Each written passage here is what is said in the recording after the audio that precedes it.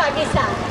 এইখিনি কথা মই এইকাৰণেই ক'লোঁ যে আজি মই আহি এই ৰৌদ্ৰোজ্জ্বলখনত ধুনীয়া পৰিৱেশ এটাত তোমালোকক যে দেখিছোঁ, সঁচাকৈয়ে ভাবিছোঁ এইখন এখন সোণসেৰীয়া ফুল কুমলীয়া ল'ৰা ছোৱালীৰ সুগন্ধি লৈ অহা সুন্দৰ বাগিচা। আৰু সেই সামঞ্জস্যতে মই কওঁ যে তোমালোকে অসমৰ বা আমাৰ দেশৰ কথাবিলাক জনাৰ দৰকাৰ।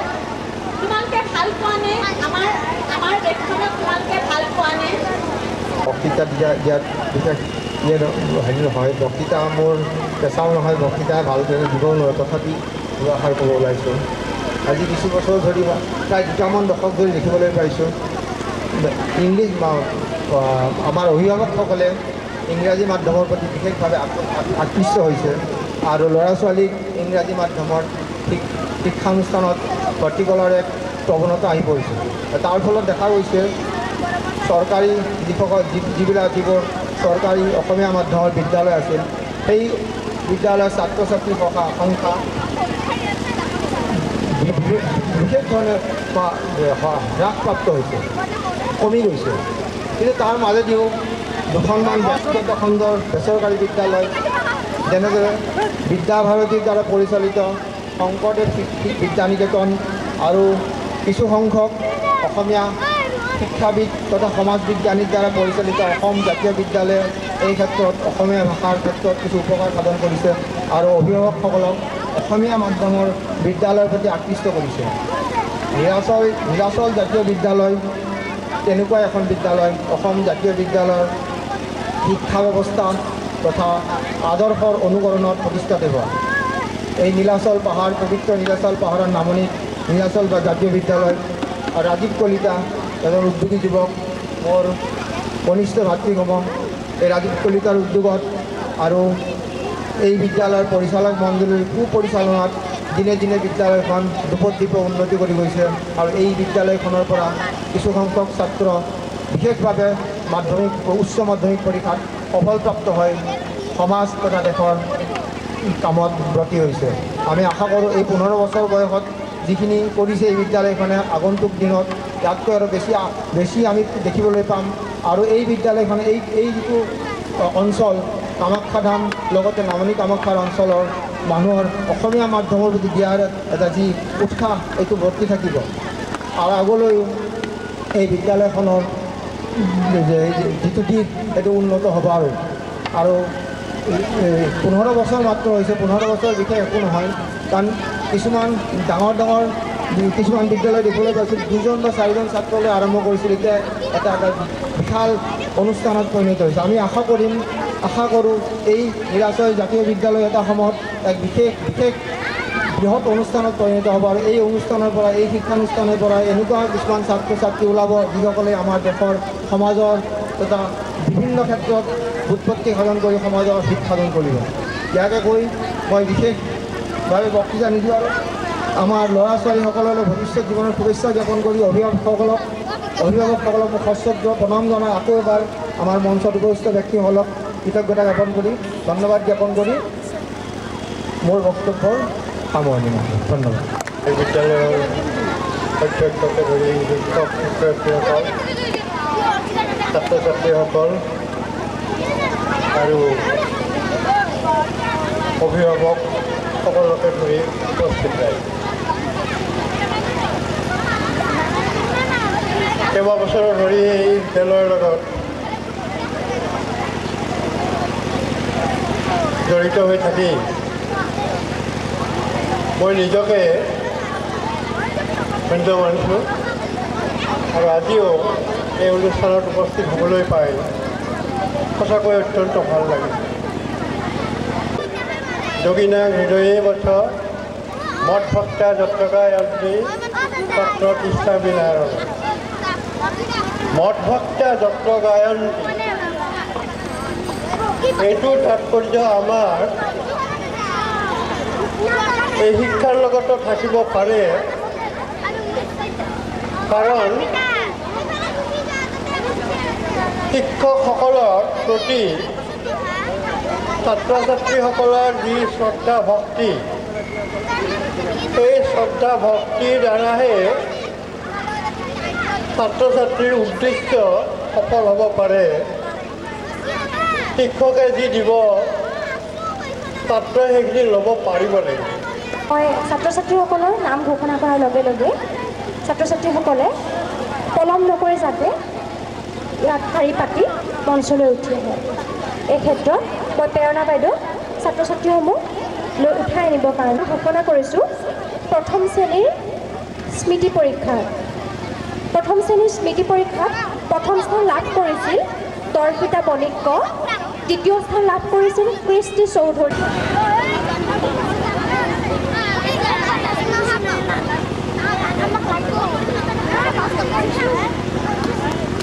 আৰু অভিভাৱকসকলক ছাত্ৰ ছাত্ৰীসকলক যাতে হাত তালি বজাই উৎসাহ যোগায়। তৃতীয় স্থান লাভ কৰিছিল মোহিত শৰ্মা ছাৰৰ পৰা।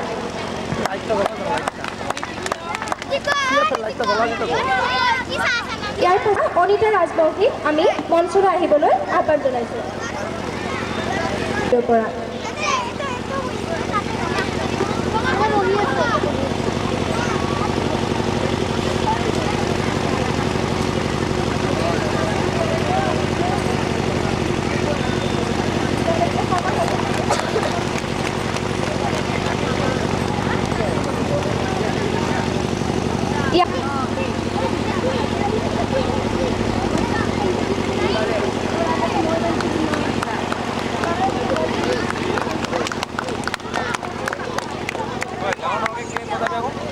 দ্বিতীয় স্থান পাইছিল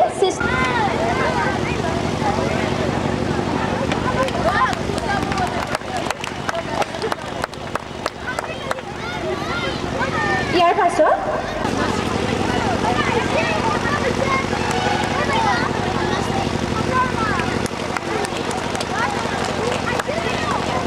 তৃতীয় আৰু চতুৰ্থ জগাই। ইয়াৰ পাছতে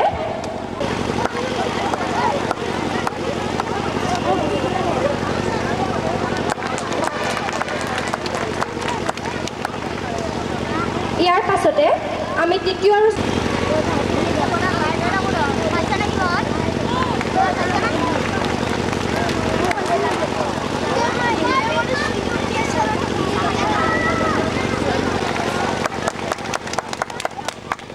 হাততালিটো আৰু অলপ জোৰে দিলে আৰু বেছি ভাল লাগিব। তৃতীয় স্থান লাভ কৰিছিল তৃতীয় শ্ৰেণীৰ প্ৰিয়ম বৰুৱা। প্ৰিয়মে বঁটা গ্ৰহণ কৰিব মোহিত শৰ্মা ছাৰৰ পৰা।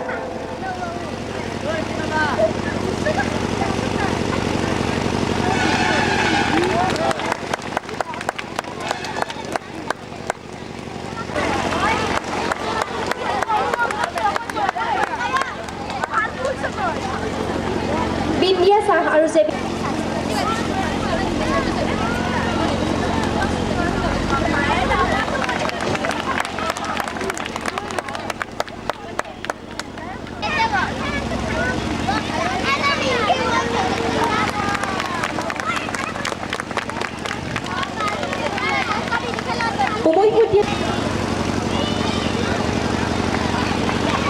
দ্বিতীয় স্থানত আছিল সুনীতা ৰাজবংশী। সুনীতা ৰাজবংশীয়ে বঁটা গ্ৰহণ কৰিব আমাৰ ৰমণী শৰ্মা ছাৰৰ পৰা।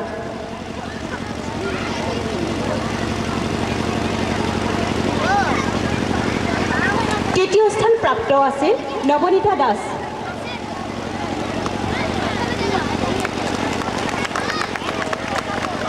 নৱনীতা দাসে আকস্মিক বক্তৃতাৰ বঁটা পাবলৈ সক্ষম হৈছিল হৰ্ষিতা দত্ত, বিবেক বৰা, নেতৃত্ব ৰাজনন্দন, বৰষা বৰা। প্ৰথম স্থান আছিল আকস্মিক বক্তৃতাৰ হৰ্ষিতা দত্ত।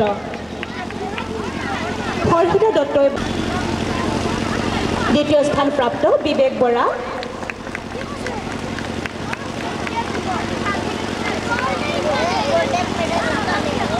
বিবেক বৰাই বঁটা গ্ৰহণ কৰিব ভূপেন্দ্ৰ কুমাৰ শৰ্মা ছাৰৰ পৰা। তৃতীয় স্থান প্ৰাপ্ত দুগৰাকী আছিল সমানে নীতিজ্ঞ ৰাজনন্দন, বৰষা বৰা। তেওঁলোকক আমি মঞ্চত বিচাৰিছোঁ। নীতিজ্ঞ ৰাজনন্দন, বৰষা বৰা, নীতিজ্ঞ নীতিকক বঁটা প্ৰদান কৰিব ৰমণী শৰ্মা ছাৰে।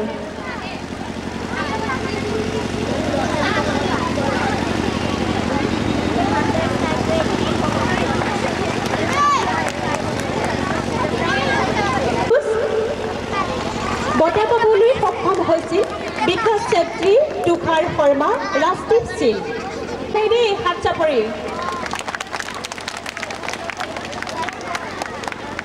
তৃতীয় স্থান প্ৰাপ্ত ৰাজদীপ সিং বঁটা গ্ৰহণ কৰিব ৰমণী শৰ্মা ছাৰৰ পৰা।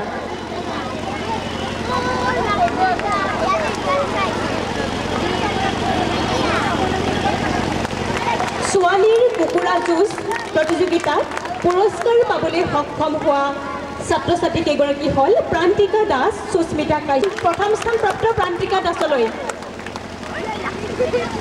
দ্বিতীয় স্থান প্ৰাপ্ত সুস্মিতা কাশ্যপ বঁটা গ্ৰহণ।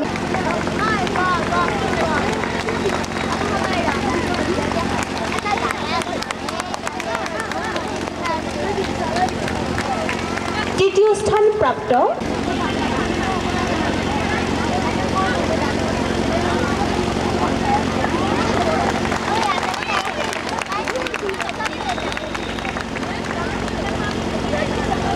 এইবাৰ আকৌ আমাৰ ক শাখাত নৃত্য প্ৰতিযোগিতাত পুৰস্কাৰ পাবলৈ সক্ষম হোৱা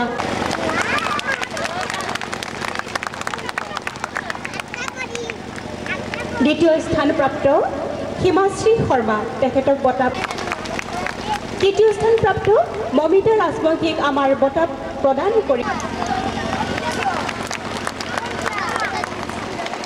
এইবাৰ আকৌ খ শাখা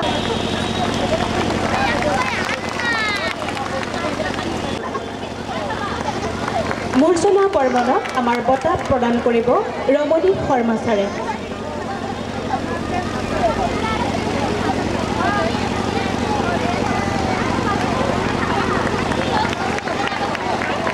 এইবাৰ আকৌ অষ্টম, নৱম, দশম লুডু খেল বঁটা গ্ৰহণ কৰিছে নিকিতা ডেকাই।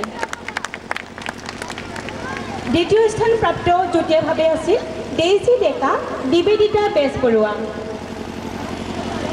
তাত বঁটা গ্ৰহণ কৰিছে ডেইজি ডেকাই।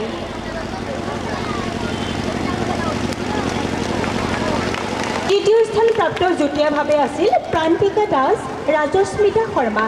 এয়া ৰাজস্মিতা অনুপস্থিত, তেওঁ অনুপস্থিতিত আমাৰ প্ৰান্তিকা দাসে বঁটা গ্ৰহণ কৰিছে। পিছৰে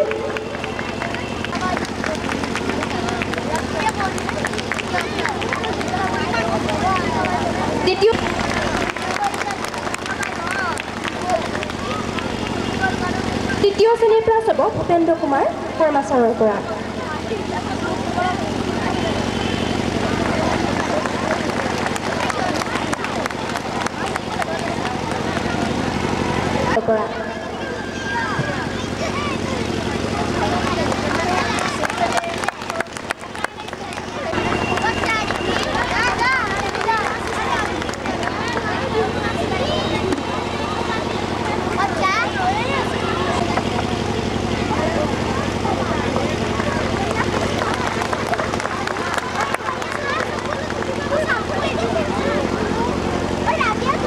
সপ্তম শ্ৰেণীৰ পৰা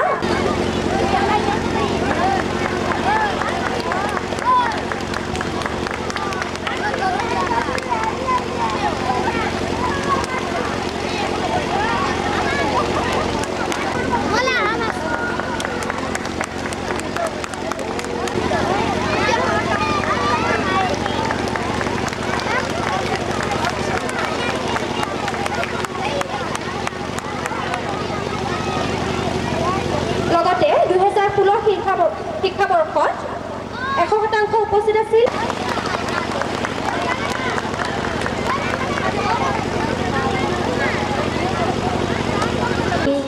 কিছুমান বঁটাহে প্ৰদান কৰিছোঁ। শৰ্মাদেৱ আমাৰ মাজত উপস্থিত হৈছে, তেখেতক এতিয়া সম্ভৱ মই এই আপাহতে তেখেতক ৰাইজৰ কাৰণে বা আমাৰ ছাত্ৰ ছাত্ৰীসকলৰ কাৰণে দুষাৰ কোৱাৰ কাৰণে সভাপতি প্ৰমুখ উপসভাপতি মহোদয় আৰু শ্ৰীমান আমাৰ দলৈ ডাঙৰীয়া, দলৈ শ্ৰীমান বুলি কৈছোঁ এইকাৰণে দলৈ মোৰ ছাত্ৰ আৰু সম্পৰ্কীয় ব্যক্তিও, সেইকাৰণে কল্যাণ বুলি কৈছোঁ। তাৰপাছত আৰু আজি এই সভাত উপস্থিত বিশিষ্ট লেখিকা ভট্টাচাৰ্যী বাইদেউ ডাঙৰীয়া, সভাত উপস্থিত আমাৰ বয়োবৃদ্ধ ব্যক্তিসকল, লগতে আজিৰ এই অনুষ্ঠানৰ মূল আকৰ্ষণীয় আমাৰ শিক্ষক সমাজ আৰু নীলাচলপুৰ জাতীয় বিদ্যালয়ৰ ছাত্ৰ ছাত্ৰীসকল। সেই অনুষ্ঠানৰ ভিতৰত আমাৰ এই বিদ্যালয়খনেও আগভাগ গ্ৰহণ কৰিছে আৰু ইতিমধ্যে আমাৰ ইয়াত যিখিনি বঁটা বিতৰণি দেখিলোঁ, যিখিনি কাৰ্যসূচী, এই কাৰ্যসূচীৰ অন্তৰ্গত বিষয়বস্তুবিলাকৰ ওপৰত তেখেতসকলে যিখিনি গুৰুত্ব আৰোপ কৰিছে, তাৰ কাৰণে তেখেতসকলক মই মোৰ ফালৰ পৰা অশেষ ধন্যবাদ জ্ঞাপন কৰিছোঁ। আৰু এই বিদ্যালয়খনৰ যিজন অধ্যক্ষ, এই অধ্যক্ষগৰাকী তেখেতসকল দুজনৰ লগত মোৰ বিশেষভাৱে সম্পৰ্ক আছে। আজি অৱশ্যে তেখেতৰ ব্যক্তি নাই, গতিকে তেখেতৰ সুযোগ্য পুত্ৰই যিটো অনুষ্ঠানত ঘূৰি ধৰিছে আৰু যিখিনি এতিয়ালৈকে তেখেতসকলে প্ৰদৰ্শন কৰি আহিছে, তাৰ কাৰণে মই তেখেতক ধন্যবাদ জনাইছোঁ। আৰু লগতে ভৱিষ্যতে আমাৰ অসমীয়া মাধ্যমৰ বিদ্যালয়ৰ যিখিনি কৰণীয় কাম, সেইখিনি তেখেতে এই উৎসাহ উদ্দীপনাৰে আগবঢ়াই ছাত্ৰ ছাত্ৰীসকলক আমাৰ অসমীয়া সমাজত সুপৰিচিতভাৱে দাঙি ধৰিবলৈ তেখেতক মই বিশেষভাৱে অনুৰোধ জনাইছোঁ আৰু মই আশা ৰাখিছোঁ তেখেতৰ নেতৃত্বত বিদ্যালয়খনে সুন্দৰভাৱে গঢ়ি উঠিব আৰু আমাৰ যিখিনি বৰ্তমান সময়ত আৱশ্যক, এই আৱশ্যকতাখিনি তেখেতে পূৰণ কৰিব, এইখিনি আশা ৰাখিছোঁ। আৰু ছাত্ৰ ছাত্ৰীসকলকো তেখেতসকলে আমাৰ বৰ্তমান সময়ত অসমীয়া মাধ্যমৰ বিদ্যালয়ত যিখিনি অভাৱ অভিযোগ আজি আমি অনুভৱ কৰি আহিছোঁ, সেই অভাৱ অভিযোগখিনি তেওঁলোকে সম্পূৰ্ণভাৱে পূৰণ কৰি আমাৰ অসমীয়া জাতিটোক সুদৃঢ়ভাৱে গঢ় দিয়াত তেখেতসকলে অৰিহণা যোগাব। আৰু এইখিনি কামনা কৰি অনুষ্ঠানটিৰ আটাইলৈকে মোৰ শুভেচ্ছা জ্ঞাপন কৰি মই চমু ভাষণেৰে সামৰণি মাৰিছোঁ। শ্ৰীযুত শৰ্মাদেৱক ধন্যবাদ জনাইছোঁ। তেখেতৰ বহুমূলীয়া পৰামৰ্শখিনি আমাৰ বিদ্যালয়ৰ অধ্যক্ষই কাণ পাতি শুনি আছে, মই দেখিছোঁ। আৰু পোৱানে তোমালোকে? মই তোমালোকৰ আগত এটা থাইলেণ্ডৰ সাধু কথা ক'ম। থাইলেণ্ড বুলি এখন দেশ আছে, সেই থাইলেণ্ডৰ ৰজাৰ সাধু কথা এটা মই তোমালোকৰ আগত দাঙি ধৰিম। এসময়ত থাইলেণ্ডত এজন বৰ ভাল ৰজা আছিল, আমাৰ ৰামচন্দ্ৰৰ দৰে প্ৰজাবৎসল, প্ৰজাবিলাকক খুব ভাল পায়, খুব মৰম কৰে। অযোধ্যাৰ ৰজা দশৰথে যেনেকৈ তেওঁৰ বয়স হোৱাত ৰামচন্দ্ৰক ৰাজপাট দিব বিচাৰিছিল, ঠিক তেনেকৈ সেই থাইলেণ্ডৰ ৰজাজনেও কৰিছিল কি, তেওঁৰ পুত্ৰক যেতিয়া তেওঁৰ বয়স হ'ল, তেওঁৰ পুত্ৰক ৰাজপাট দিবৰ কাৰণে ইচ্ছা কৰিছে। আৰু সেইমতে তেওঁ ৰাজগুৰুক মাতি আনি ক'লে, হে ৰাজগুৰু, মোৰ পুত্ৰ ৰূপে গুণে যশস্যাত শক্তি সামৰ্থ্যত সকলোতে অতুলনীয়, গতিকে মই মোৰ বয়স হৈছে, গতিকে মোৰ ল'ৰাক এতিয়া ৰাজপাট দিব খোজোঁ। আপোনাৰ মতামত মোক লাগে। ৰাজগুৰুৱে ল'ৰাটোক মাতি আনিলে, আনি সুধিলে, তুমি ৰজা হ'ব খোজানে? ল'ৰাটোৱে ক'লে, অৱশ্যে ক'লে তুমি ৰজা হোৱাৰ উপযুক্ত নে? তেতিয়া ক'লে অৱশ্যে, কাৰণ মই ৰাজপুত্ৰ, একমাত্ৰ পুত্ৰ, আৰু মই ৰাজকাৰ্য চলাব পাৰিম বুলিয়ে ভাবিছোঁ। তেতিয়া ক'লে নকৰি। তেতিয়া ৰাজগুৰুৱে ক'লে তুমি এতিয়া যাব পাৰা। ৰজাক মাতিলে যে আপোনাৰ ল'ৰা এতিয়াও ৰজা হ'ব পৰা হোৱা নাই, তাক এবাৰ অৰণ্যলৈ 1 বছৰৰ কাৰণে পঠাব লাগে। কাজিৰঙা অভয়াৰণ্যৰ দৰে অৰণ্য, এনেকুৱা অৰণ্য এখনত 1 বছৰৰ কাৰণে তাক অকলে থকাৰ ব্যৱস্থা কৰিব লাগে। ঘৰত কন্দা কটাৰ ৰোল উঠিল। ৰাজৰাণী ৰজাসকলে আচৰিত হ'ল, মোৰ ল'ৰা ৰূপে গুণে অতুলনীয়, কোনো অভাৱ নাই, ইমান সুন্দৰ, শক্তি সামৰ্থ্য চব আছে, ৰাজগুৰুৱে তাক কিয় এবছৰ অৰণ্যত থাকিবৰ কাৰণে ক'লে? উপায় নাই, সেইদিনত নিয়ম আছিল, ৰাজগুৰুৱে যি কয় সেই কথা ৰজাই মানে। আজিকালিও তেনেকুৱা